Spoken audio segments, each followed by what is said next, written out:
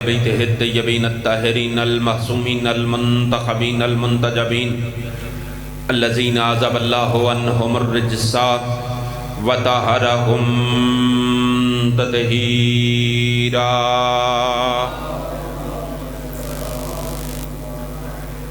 لا سيما بقية الله الأعظم في الأرضين روحي وارواح العالمين لمقدم ترابه الفداء ولعنة الدائمة الأبدية على أعدائهم الملعونين من الآن إلى قيام يوم الدين. أما بعد فقد قال رسول الله صلى الله عليه وآله وسلم القرآن مع علي وعلي مع القرآن.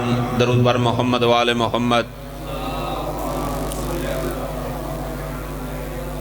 مسجد النبی صحابہ کی محفل، کائنات کی کل رحمت نے اپنے پاک صحاب کے پاک چہروں کی طرف دیکھ کر فرمایا جو بندہ مجھ محمد پہ اور میری آل پہ درود بھیجے وہ بندہ مجھ نبی پہ اور میری آل پہ کوئی احسان نہیں کرتا. صحابہ نے پوچھا یا رسول اللہ درود آپ پہ اور آپ کی آل پہ، احسان بھی آپ پہ نہیں، پھر وہ بندہ کرتا کیا ہے؟ فرمایا جو ہم پہ درود بھیجے وہ حقیقت میں اپنی ماں کی طہارت کی گواہی دیتا ہے. اونچی آواز میں درود بھیجیے آل محمد کی ذات پہ. دعا ہے خالق محمد و آل محمد کا صدقہ میں حقیر گناہگار ناچیز کا پڑھنا، آپ عظیم عزاداروں کا سننا، پردے میں ہماری ماں اور بہنوں کا پیدل چل کر آنا، ہمارے بھائیوں کے صف عزا کا بچھانا، پاک سیدہ اپنی پاک بارگاہ میں منظور و مقبول فرمائے. اگر کوئی مومن بے اولاد ہے پاک شبیر کی پاک اولاد کا صدقہ خالق ہر بے اولاد مومن کو اولاد نرینہ عطا فرمائے. حاضرین میں غائبین میں اگر کوئی مومن مریض ہے بیمار کربلا کا صدقہ خالق ہر مریض مومن کو شفاء کلی نصیب فرمائے. مولا عباس کے کٹے بازوؤں کا صدقہ جو بے گھر ہیں خالق ان کو اپنا گھر نصیب فرمائے. جن مومنین نے میں حقیر گناہگار ناچیز کے ذمہ دعائیں لگائیں خالق ہر مومن کی ہر حاجت کو پورا فرمائے. میرے مولا بادشاہ امام رضا کا صدقہ خالق ہر مقروض کا رزق قرض غیب سے عطا فرمائے. آپ نے اپنی مرضی سے آمین کہی. میری نگاہ میں میرے عقیدے کے مطابق بندہ پاک شبیر کے ذکر میں آئے، مجلس سننے کے لیے گھر سے چل کر آئے، حسین کی دسترخوان پہ بیٹھ کے یہ دعا نہ مانگے. حقیقت میں اس بندے نے کریم حسین سے مانگا کچھ نہیں. مومن دنیا بیچنی پڑے بیچ دینا، مگر اس دعا کی آمین کہنے سے پہلے یہ ارادہ کرنا کہ میں نے حسین کے در سے یا آج حاجت مانگ کے گھر سے جانا ہے. آمین ضرور کہنا. خالق ہم گناہگاروں کو جاگیر علی اکبر کربلا معلیٰ کی زواری نصیب فرما. جتنے مومنین اس دنیا کو چھوڑ کے جا چکے، حاضرین کے جتنے مرحومین ہیں، بالخصوص مرحوم مغفور سید مراد حسین شاہ اور اس خاندان کے جتنے مرحومین ہیں، خالق ہر مومن مرحوم کو شفاعت بی بی یہ دو عالم نصیب فرما. دعا کی قبولیت کے لیے اونچی آواز میں درود بھیجیے آل محمد کی ذات پہ. جو مومن جتنی جلدی کربلا جانا چاہتا ہے اتنی اونچی آواز میں درود بھیجیے آل محمد کی ذات پہ. اللہم صلی علی محمد و آل محمد. ہے اجازت ذکر آل محمد شروع کیا جائے. اللہ سے بڑا رب کوئی نہیں،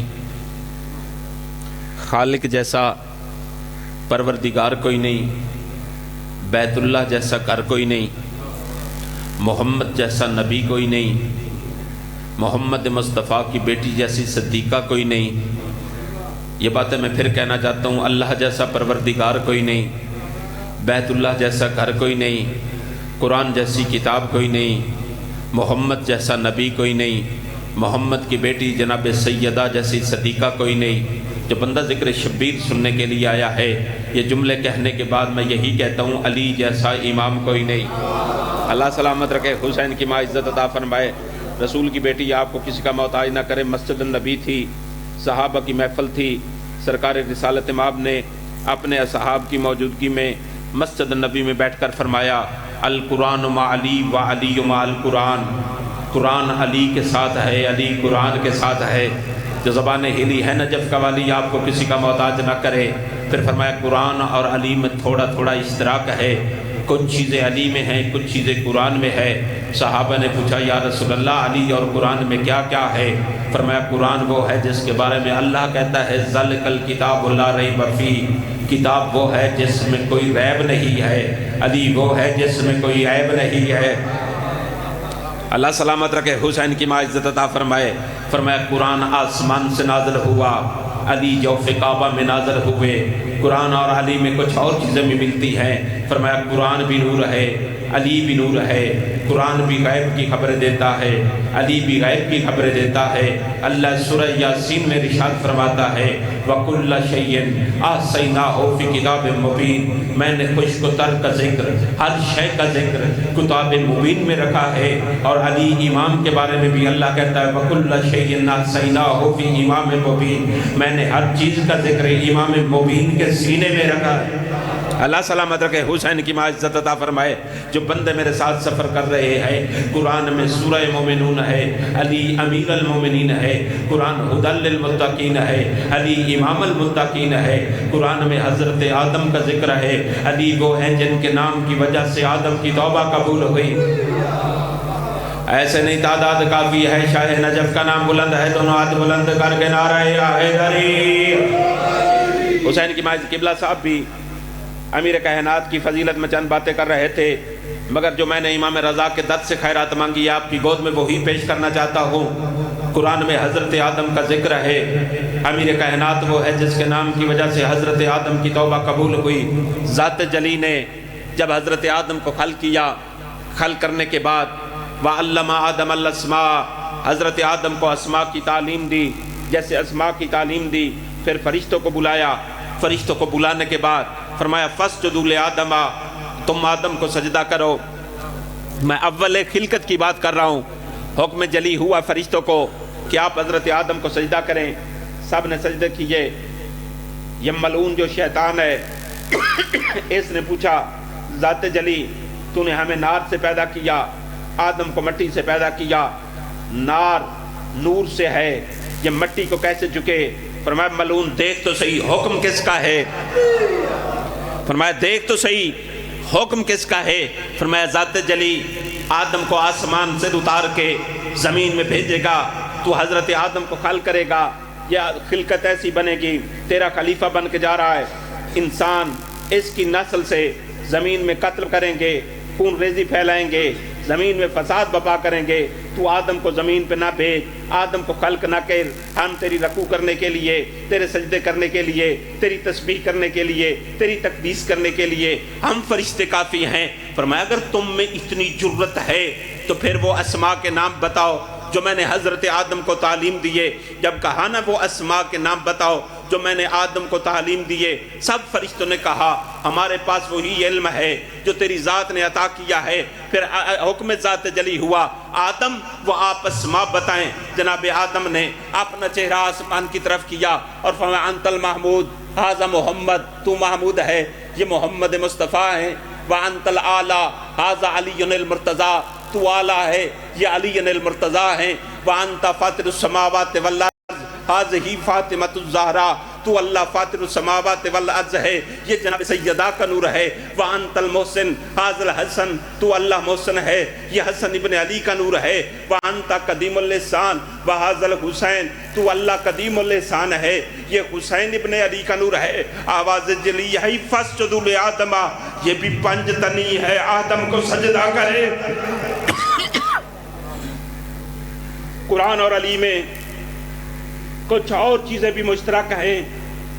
قرآن میں حضرت نوح کا ذکر ہے، علی وہ ہیں جن کی نام کی وجہ سے اللہ نے حضرت نوح کی کشتی کو کنارہ دیا۔ جو میرے ساتھ سفر کر رہے ہیں بات ان کے لیے ہے۔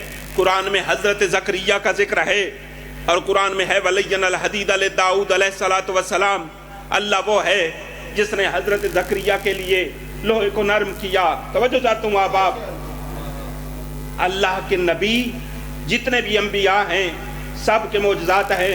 ہمارے نبی کا معجزہ قرآن ہے، حضرت آدم کا معجزہ بن باپ کے اللہ نے حضرت آدم کو پیدا کیا۔ جناب ابراہیم کا معجزہ اللہ نے نار کو ابراہیم کے لیے گلزار بنایا۔ حضرت موسیٰ کا معجزہ کہ کوطور پر جا کر ذات جلی سے باتیں کیا کرتے تھے۔ حضرت نوح کا معجزہ یہ ہے کہ اللہ نے ان کے لیے کشتی بنائی، کشتی میں ایک ایک جنس کو رکھا گیا، کشتی ان کا معجزہ ہے۔ حضرت زکریا کا معجزہ یہ ہے کہ وہ لوہے کو ہاتھ لگاتے، لوہا نرم ہو جاتا، لوہا پگھل جاتا۔ یہ حضرت زکریا کا ذکر ہے۔ جناب زکریا کا جب یہ معجزہ ہے، جنگ صفین کا موقع تھا، بتانا یہ چاہتا ہوں امیر کائنات کے بیٹوں کا کیا معجزہ ہے۔ جنگ صفین کا موقع تھا جب علی ابن ابی طالب نے اعلان کیا کہ آج میرا کون سا بیٹا جنگ لڑے گا۔ امام حسن بھی آگے بڑھے، امام حسین بھی آگے بڑھے۔ جیسے علی کے دو بیٹے آگے بڑھے، بیٹوں کا بڑھنا تھا، امیر کائنات نے حسن کی پیشانی پہ بھی بوسہ دیا، حسین ابن علی کی بھی پیشانی پہ بوسہ دیا۔ بوسہ دینے کے بعد فرمایا بیٹو تم تو مباہلہ سے محمد کیوں، میں نے اپنے بیٹے کی بات کی ہے۔ فرمایا تم تو مباہلہ سے محمد کے بیٹے ہو، میں نے اپنے بیٹے کی بات کی ہے۔ سرکار وفا آگے بڑھے، جیسے حضرت عباس آگے بڑھے، امیر کائنات نے اپنا امامہ سر پہ رکھا، عباس کے سر پہ امامہ علی کا، زیرہ علی کی، تلوار امیر کائنات کی۔ جب عباس پہن کے خیمے سے دو بہر قدم رکھے، جیسے قدم رکھے ایک شامی نے دیکھا، فرمایا بیٹے علی کے جو آپ نے زیرہ پہنی ہے یہ ایک بالشت بڑی ہے، جو زیرہ پہنی ہے یہ ایک بالشت بڑی ہے۔ زیرہ تھی لوہے کی۔ سرکار وفا نے، مولا عباس نے اپنا ہاتھ زیرہ میں ڈالا، ڈالنے کے بعد لوہے کی زیرہ کو ہاتھ سے توڑ کے زمین پہ پھینکا۔ جیسے زمین پہ پھینکا، شامی دو قدم پیچھے ہٹا، فرمایا بیٹے علی کے یہ حضرت زکریا کا معجزہ تھا، وہ لوہے کو ہاتھ لگاتے لوہا نرم ہو جاتا، تم نے صفین کے میدان میں یہ کیا کیا۔ مولا عباس مسکرا کر کہتے ہیں وہ ہمارا نام لے کر کرتا تھا، ہم نے اپنے ہاتھ سے کر دیا ہے۔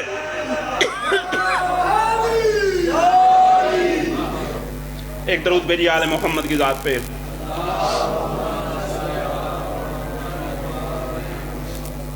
اتنا امتزاج ہے علی اور قرآن کا، مگر تھوڑا سا فرق بھی ہے، پریشان نہیں ہونا۔ علی اور قرآن میں تھوڑا سا فرق بھی ہے۔ فرق کیا ہے؟ علی کو نام لینے کے لیے، علی کو ماننے کے لیے کچھ تھوڑا سا علی اور قرآن میں فرق بھی ہے۔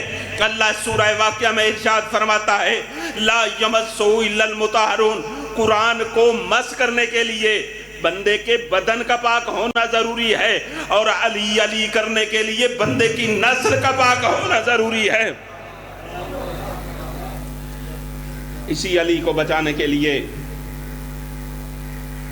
علی کی ولایت کو بچانے کے لیے، علی کی ولایت فقط علی علی کرنے میں نہیں، علی کی ولایت ایسے ہے ایسے مان علی کو جیسے علی کے بیٹوں نے علی کو مانا ہے۔ علی کو بچانے کے لیے علی کی بیٹیاں وہاں گئی جہاں کوئی شریف مرد بھی نہیں جاتا۔ اللہ تمہاری ماں بہنوں کے پردے سلامت رکھے، حسین کی ماں دنیا کا کوئی غم نہ دے۔ علی کی ولایت کے لیے محمد کی بیٹی دربار میں کئی گھنٹے کھڑی رہی، محمد کی بیٹی کھڑی رہی، کسی نے پوچھا نہیں بطول ادھر کھڑی کیوں ہے۔ اللہ حسین کی ماں کی عزت کا صدقہ تمہاری ہر حاجت کو پورا کرے، اللہ مرحوم مغفور کے درجات بلند کرے۔ علی کی ولایت کے لیے دربار میں وہ کھڑی رہی، جب محمد مصطفیٰ کے پاس آتی نبیوں کا سلطان مصلی عبادت کو چھوڑ دیتے اور بطول کے استقبال کے لیے کھڑے ہوتے۔ دربار میں وہ کھڑی رہی جس کے 11 کے 11 بیٹے امام ہے، دربار میں وہ کھڑی رہی جس کی چادر کا نام حدیث کسا ہے، دربار میں وہ کھڑی رہی جس کے بارے میں اللہ نے فرمایا وَيُطَهِّرَكُمْ تَطْهِيرًا، میں نے بطول کو ایسے پاک رکھا ہے جیسے پاک رکھنے کا حق ہے۔ دربار میں وہ کھڑی رہی جس کے بارے میں امام نے فرمایا ہم مخلوق خدا پہ حجت ہے، محمد کی بیٹی ہم پہ حجت ہے۔ اتنا دکھ دیا مسلمانوں نے جناب سیدہ کو، جب دربار سے خالی واپس پلٹی، سکی بیٹی رو کر کہتی ہے یا ایتھا الضعیفہ ھذہ مسندۃ ام زارا، ضعیفہ یہ میری ماں کا مصلی ہے۔ بطول کی کمر جھک چکی تھی، سر کے بال سفید